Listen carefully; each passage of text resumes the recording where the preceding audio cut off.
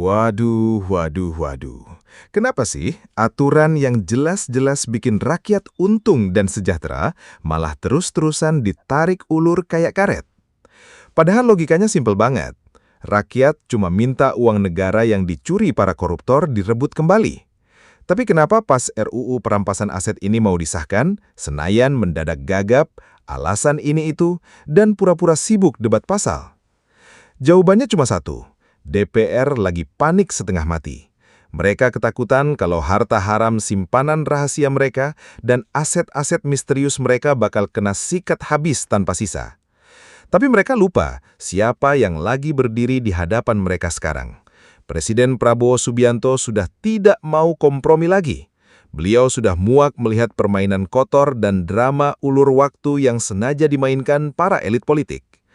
Prabowo terus mendobrak kebijakan ini dengan sangat tegas, tanpa takut dan tanpa pandang bulu. Siapapun yang berani menghalangi pemiskinan koruptor, siap-siap saja digilas. Kalau Senayan tetap nekat jual mahal dan pasang badan membela maling uang rakyat, Prabowo siap ambil tindakan paling frontal, sikat habis pakai Perpu. Sebelum kita bongkar habis semua borok dan kebusukan di balik penundaan RUU ini, klik tombol subscribe sekarang juga di channel satu-satunya yang paling berani, paling frontal, dan paling tanpa ampun membongkar borok elit politik negeri ini. Jangan sampai kamu ketinggalan informasi yang bikin para koruptor keringat dingin. Dimiskinkan, saya berpendapat begini, kerugian negara yang dia timbulkan yang harus dikembalikan. Makanya aset-aset pantas kalau negara itu menyita. Hanya memang benar, harus ada suatu sikap jerah. Karena kadang-kadang dengan kekuatan uang, okelah aku ditangkap, okelah aku masuk pengadilan. Paling saya dikasih 6 tahun, nanti 6 tahun saya jalankan 3 tahun, habis itu saya keluar. Ini masalah serius ini. Benar ya, geram kalian semua. Geram semua karena kalian mengerti, ya kan? He is not stupid. Benar gak? Kalau kasus dia hilangkan 100 triliun dapat 6 tahun, ini kan nggak masuk akal. Jadi saya sangat sependapatnya hukuman mati.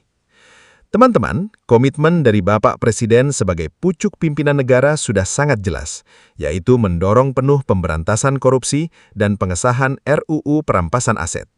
Ini bukan sekedar pernyataan biasa, tapi kesungguhan Bapak Presiden untuk memerangi korupsi dengan instrumen hukum baru yang bisa membawa manfaat besar bagi bangsa.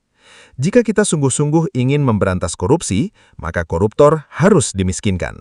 Ada satu keanehan gila di negara ini yang sudah bertahun-tahun dianggap biasa.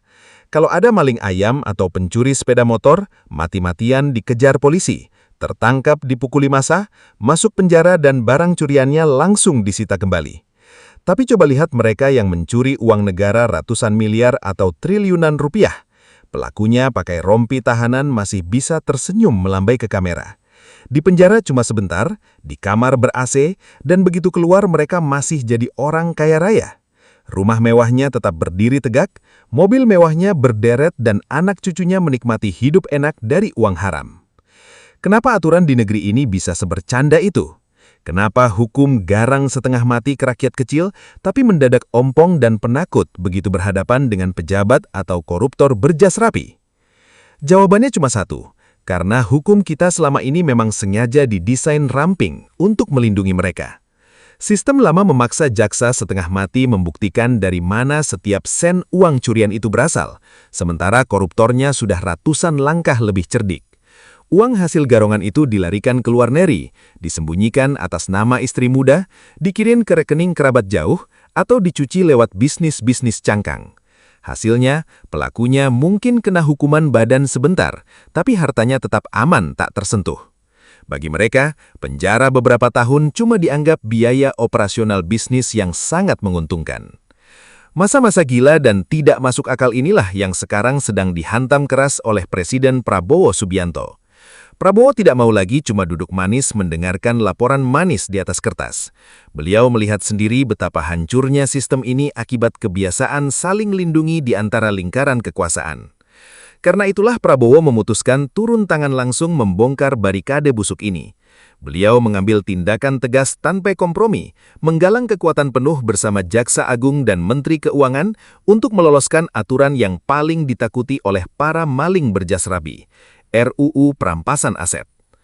Kenapa RUU perampasan aset ini bikin orang-orang berkuasa keringat dingin dan panik setengah mati? Karena RUU ini membawa satu senjata pemungkas yang akan menghancurkan hidup para koruptor sampai ke akar-akarnya, yaitu sistem pembuktian terbalik. Logikanya sangat sederhana dan tidak bisa dibantah.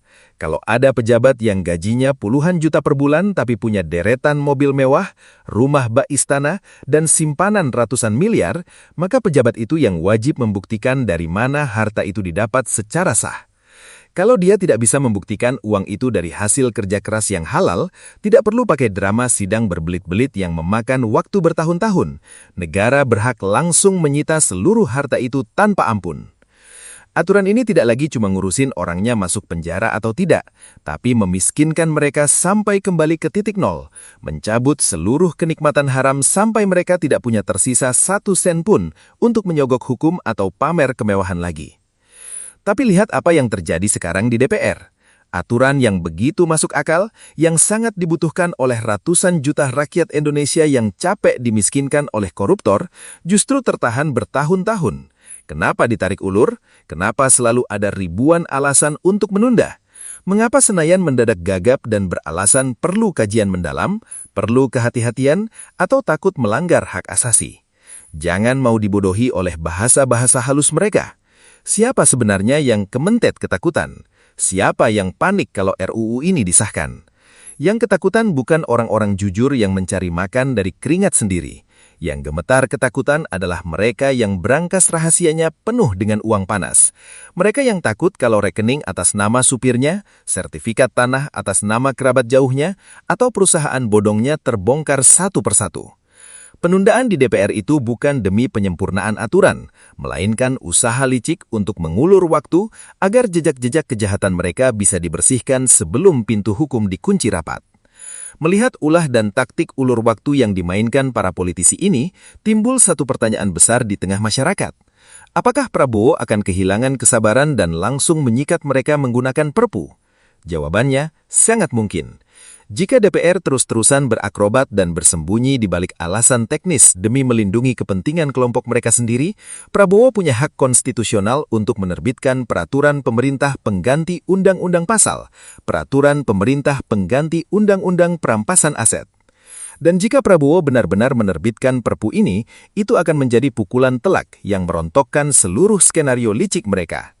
Langkah menerbitkan Perpu akan menjadi bukti sahih siapa yang benar-benar berdiri membela rakyat dan siapa yang cuma berpura-pura membela rakyat padahal sibuk mengamankan isi dompet sendiri. Ratusan triliun rupiah yang selama ini dikuras oleh para koruptor itu bukan sekedar angka di atas kertas. Itu adalah uang sekolah untuk anak-anak miskin yang terpaksa putus sekolah, uang fasilitas rumah sakit dan obat-obatan untuk rakyat yang mati karena tidak mampu berobat, uang untuk memperbaiki jalan-jalan rusak di pelosok desa, dan menjaga harga beras agar tidak mencekik leher rakyat kecil. Setiap hari RUU ini ditunda di DPR, artinya setiap hari itu pula kita membiarkan para perampok lenggang bebas menikmati hak-hak dasar yang dicuri milik rakyat. Kita tidak boleh lagi diam menonton komedi hukum yang menjengkelkan ini. Kita tidak boleh lagi dibohongi oleh janji-janji manis politisi yang manis di bibir, tapi diam-diam merampok di belakang.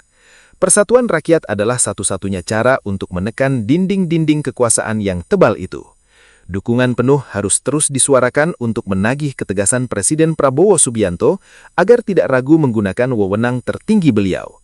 Jika Senayan tetap keras kepala dan menjadi benteng perlindungan para maling harta negara, maka menyapu mereka dengan Perpu perampasan aset adalah pilihan wajib yang harus dieksekusi demi menyelamatkan masa depan bangsa ini. Keadilan harus ditegakkan, harta rakyat harus direbut kembali, dan para koruptor harus dimiskinkan tanpa kompromi. Sekarang mari kita beropini.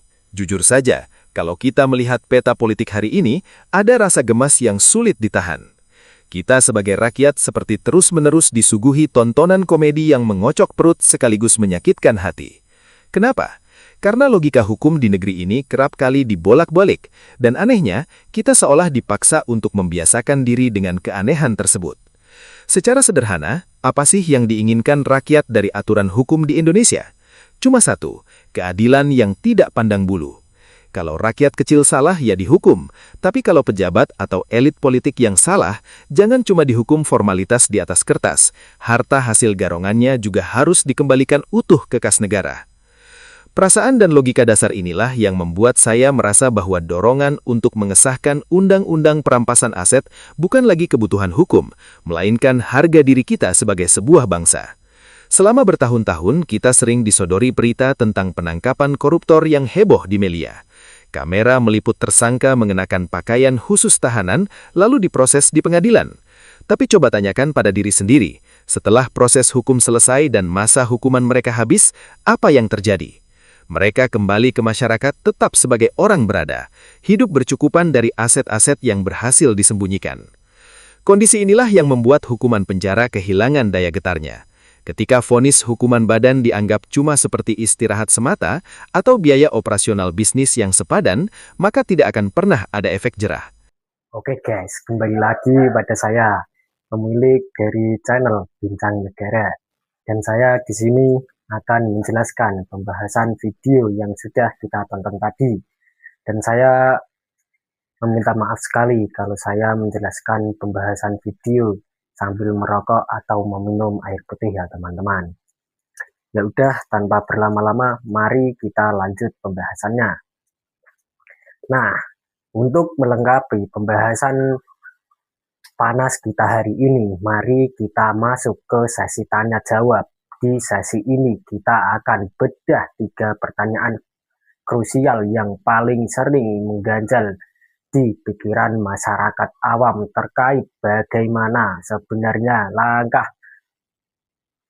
konkret dan strategi pemerintah dalam mengeksekusi aturan pemiskinan koruptor ini.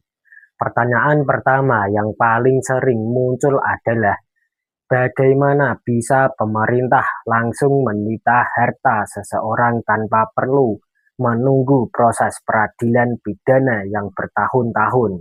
Pertanyaan ini seringkali atau sangat wajar karena sistem hukum lama kita selalu mewajibkan orangnya dihukum penjara dulu baru hartanya dicari. Nah, langkah pemerintah lewat RUU perampasan aset ini justru membalik mekanisme tersebut melalui jalur pendata khusus. Jadi yang digugat oleh negara bukanlah fisik atau raga si pejabat. Jadi yang digugat oleh negara bukanlah fisik atau raga si pejabat, melainkan status keabsahan dari harta kekayaan itu sendiri. Pemerintah melalui jaksa pengacara negara bisa mengajukan permohonan penyitaan langsung ke pengadilan begitu menemukan adanya aset yang profil kepemilikannya sama sekali tidak masuk akal dibanding pendapatan resminya.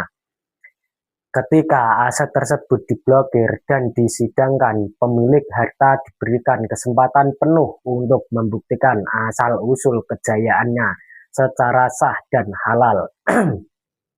Jika dalam kurun waktu yang ditentukan mereka gagal membuktikannya, hakim bisa langsung memutuskan bahwa harta itu dirampas untuk negara. Langkah ini jauh lebih cepat, efisien, dan memotong rantai birokrasi peradilan pidana yang seringkali dimanfaatkan oleh oknum untuk menyembunyikan atau memindahkan aset ke tempat lain. Pertanyaan kedua yang tidak kalah penting, bagaimana strategi pemerintah agar aturan perampasan aset ini tidak disalahgunakan oleh pihak yang berkuasa untuk menindas lawan politik atau menjebak pejabat yang jujur. Ini adalah ketakutan yang seringkali ditiupkan oleh para elit agar rakyat ragu pada aturan ini. Pemerintah sudah menyiapkan benteng pertahanan dan mekanisme pengawasan yang sangat ketat untuk mencegah kejahatan kekuasaan tersebut. Proses pengawasan aset tidak dilakukan secara sepihak oleh lembaga eksekutif saja, melainkan tetap melewati pengujian terbuka di lembaga peradilan. Setiap penetapan penyitaan wajib berbasis data keuangan yang sangat valid, seperti laporan hasil analisis atau LHA dari PPATK, rekam jejak transaksi perbankan, serta data perpajakan yang terintegrasi. Selain itu, pejabat atau warga negara yang merasa hartanya disita secara tidak adil diberikan hak hukum penuh untuk melakukan perlawanan di pengadilan dengan membawa bukti-bukti autentik seperti surat warisan, bukti bisnis yang sah, atau catatan transaksi yang legal. Jadi, selama seseorang mendapatkan hartanya dari hasil kerja keras yang jujur dan terdaftar secara resmi, tidak ada satupun pasal dalam aturan ini yang bisa menyentuh kekayaan mereka. Kita jeda dulu ya teman-teman, kita meminum air putih dulu, tenggorokannya terasa kering nih teman-teman.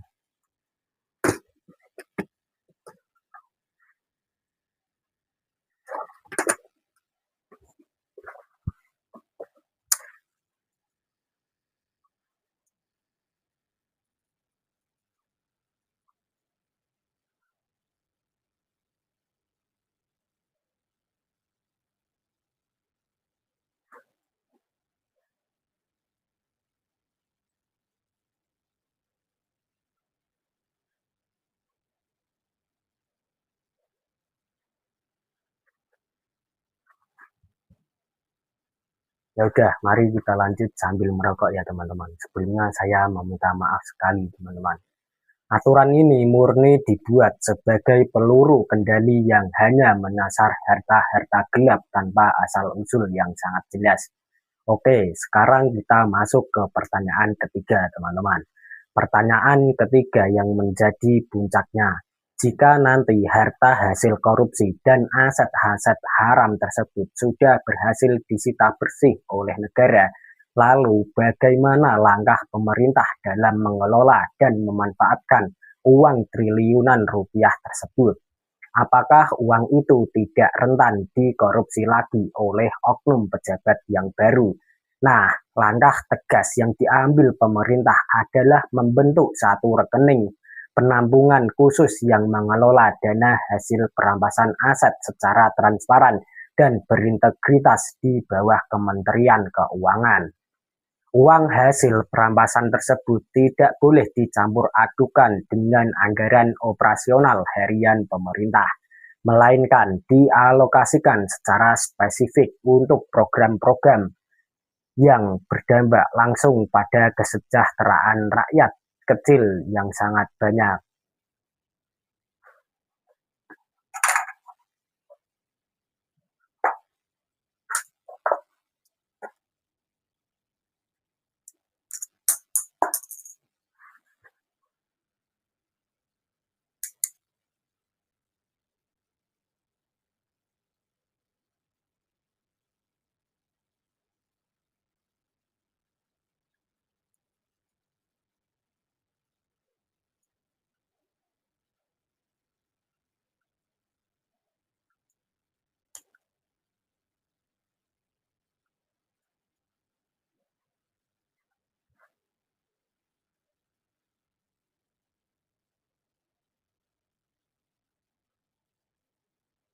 Pemerintah memprioritaskan penggunaan dana tersebut untuk membiayai sektor-sektor vital seperti pembangunan sarana pendidikan di daerah terisolir, subsidi kesehatan rakyat miskin, perbaikan jalan dan jembatan yang rusak, hingga penguatan dana perlindungan sosial.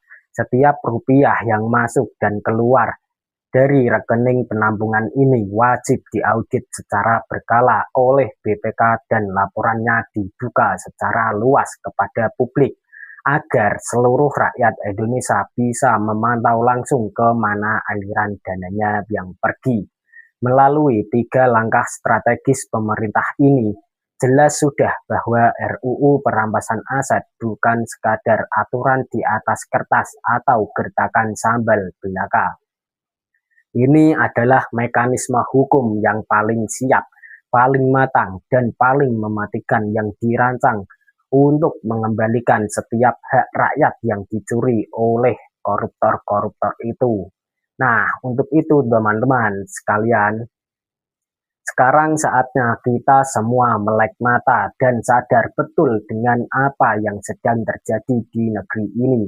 Jangan pernah mau lagi ditipu atau dibodohi oleh panggung sandiwara yang dimainkan oleh para elit politik. Mereka paling suka kalau rakyatnya bodoh, malas membaca, dan tidak mau tahu urusan kebijakan publik. Mengapa? Karena saat rakyatnya buta informasi, saat itulah mereka bisa dengan leluasa menguras harta negara tanpa ada yang mengawasi. Mereka ingin kita tetap sibuk dengan urusan perut sendiri-sendiri, teman-teman. Sementara mereka sibuk membagi-bagikan kue kekuasaan dan mengamankan aset-aset haram mereka di belakang layar. Satu hal lagi yang harus kita waspadai bersama, jangan sampai kita mau dipecah belah. Taktik paling kuno tapi paling ampuh yang selalu mereka pakai adalah membenturkan rakyat satu sama lain. Mereka adu domba kita pakai isu-isu suku, agama, ras, hingga pilihan politik yang berbeda-beda. Saat rakyat sibuk saling caci maki dan saling serang di media sosial, para perampok uang negara ini justru terbahak-bahak. Mereka bertepuk tangan karena perhatian kita berhasil dialihkan dari isu inti, yaitu RUU perampasan aset dan pemiskinan koruptor.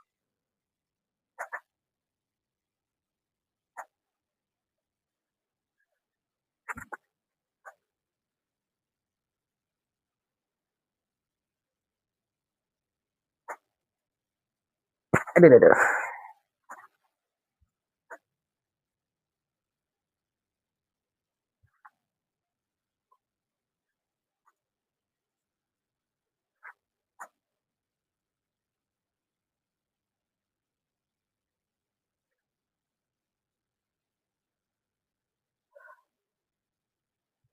Kita minum air putih dulu ya teman-teman, sambil istirahat sebentar lah.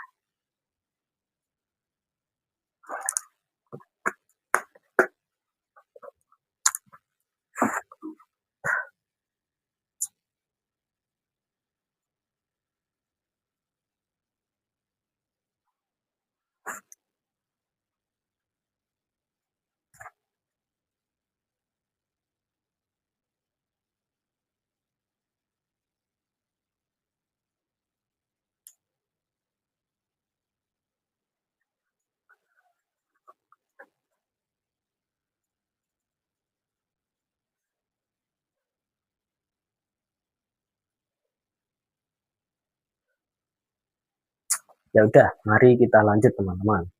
Mulai hari ini kita harus semakin cerdas dan dewasa dalam bernegara.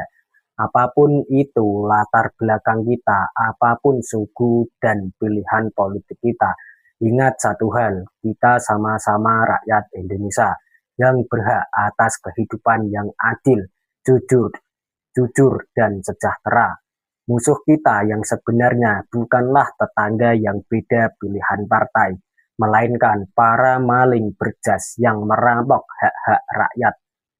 Mari kita jadikan wadah ini sebagai ruang belajar bersama untuk memperluas wawasan dan mempertajam akal sehat kita. Ketika rakyatnya makin kritis, makin paham hukum, dan makin bersatu menuntut keadilan, maka tidak ada satupun tembok kekuasaan yang bisa berdiri arogan di hadapan suara rakyat kecil. Keadilan tidak akan pernah jatuh gratis dari langit, melainkan harus terus kita suarakan dan kita kawal bersama-sama. Suara Anda, kepedulian Anda, dan keberanian Anda untuk tetap melek informasi adalah kunci utama untuk membawa perubahan nyata bagi bangsa tercinta ini. Terima kasih banyak untuk seluruh kawan-kawan yang sudah menyimak pembahasan dari awal sampai selesai dengan hati yang dingin dan pikiran yang terbuka. Jangan biarkan rantai perjuangan dan informasi penting ini berhenti hanya di Anda sendiri. Saudara-saudara sekalian, mari kita buka mata dan berpikir secara jernih. Membenci korupsi dan menginginkan perubahan itu bagus, tapi cuma marah-marah saja tidak akan pernah mengubah keadaan kalau kita tidak berani mengambil sikap. Saat ini kita melihat ada ikhtiar nyata dan keberanian dari pemerintah untuk mendobrak sistem busuk yang selama ini merugikan rakyat kecil. Ketika pemimpin tertinggi negara sudah berani mengambil posisi pasang badan, melibas hambatan birokrasi, dan terus mendorong pemiskinan para perampok uang negara, disitulah posisi rakyat sebenarnya diuji. Mendukung pemerintah dalam langkah-langkah tegas ini bukan berarti kita menjadi pengikut yang buta atau membela individu tertentu. Sama sekali bukan. Mendukung langkah tegas ini artinya kita membela hak-hak kita sendiri sebagai warga negara, membela uang pajak kita, serta membela masa depan anak-anak kita agar tidak terus dikuras oleh segelintir elit yang rakus. Pemerintah yang berani bertindak tegas butuh benteng pertahanan yang sangat kuat, dan benteng terbaik itu adalah persatuan serta dukungan penuh dari rakyatnya sendiri. Kalau rakyatnya terpecah belah, ragu-ragu, atau malah sibuk diadu domba oleh isu-isu dipelintir, maka para oknum dan terancam posisinya akan dengan sangat mudah mematahkan kebijakan pro rakyat tersebut. Oleh karena itu, hilangkan semua perbedaan dan kepentingan kelompok yang tidak penting. Mari kita satukan barisan dan berikan dukungan moral serta pengawasan yang kritis namun konstruktif kepada pemerintah. Kita dukung setiap kebijakan berani yang berpihak pada keadilan dan kita kawal bersama-sama agar melangkah tegak lurus tanpa kompromi. Ingat, perubahan besar menuju Indonesia bersih, adil, dan sejahtera tidak bisa dikerjakan sendirian oleh pemerintah di atas sana. Perubahan itu baru benar-benar terjadi ketika rakyat dan pemerintah berjalan seirama, bersatu padu, dan tidak goyah dihantam tekanan dari pihak manapun. Nah, di tengah kompleksnya tantangan tata kelola pemerintahan dan dinamika politik nasional, kita perlu melihat secara jujur dan objektif setiap langkah berani yang diambil oleh Presiden Prabowo Subianto. Mengapresiasi sebuah kepemimpinan bukan berarti menutup mata dari kritik, melainkan memberikan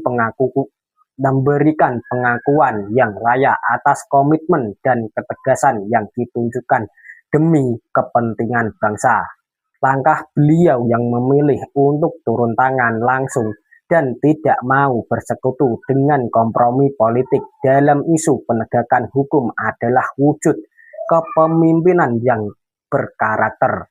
Di saat banyak pihak memilih aman dengan menjaga ritme politik yang tenang, Presiden Prabowo justru memilih mengambil resiko dan mendobrak barikade-barikade kenyamanan yang selama ini merugikan rakyat.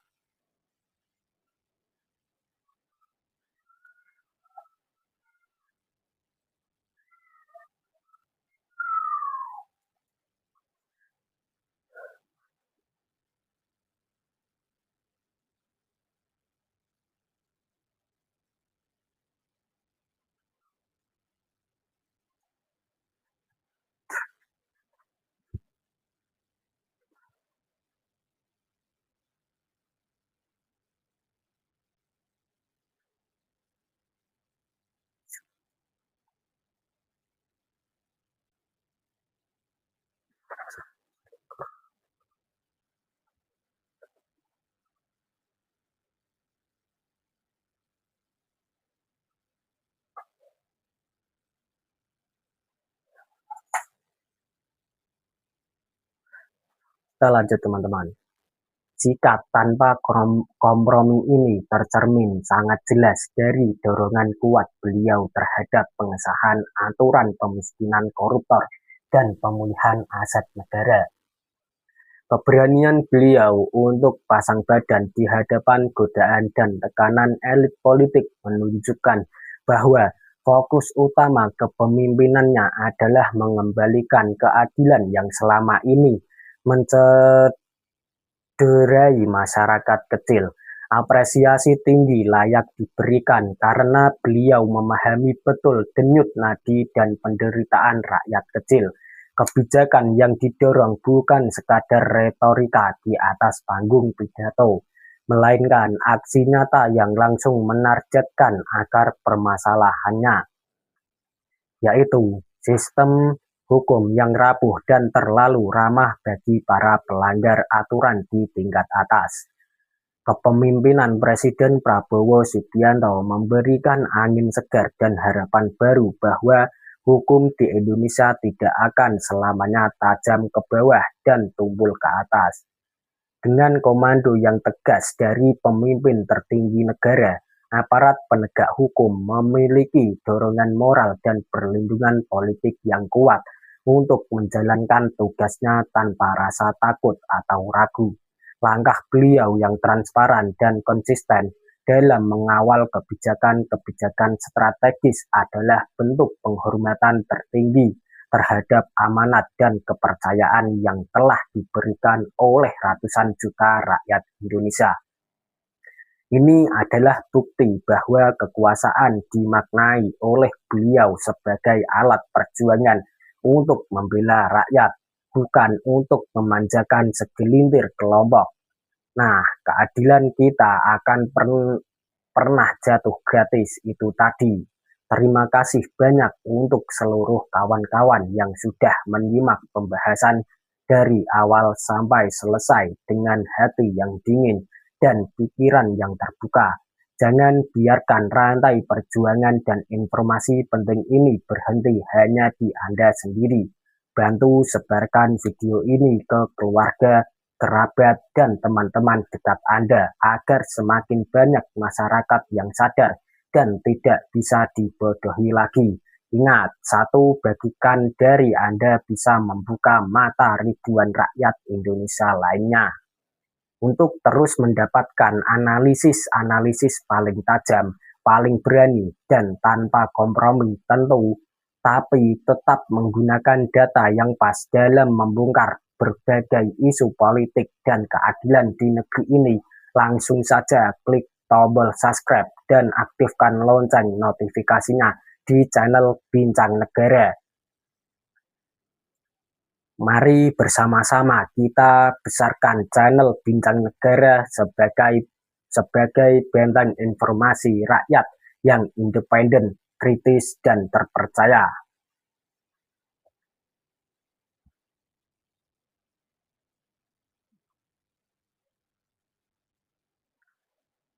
Sampai jumpa di video pembahasan membara berikutnya, teman-teman. Tetap kritis, tetap bersatu, dan salam keberkahan untuk kita semua. Wassalamualaikum warahmatullahi wabarakatuh.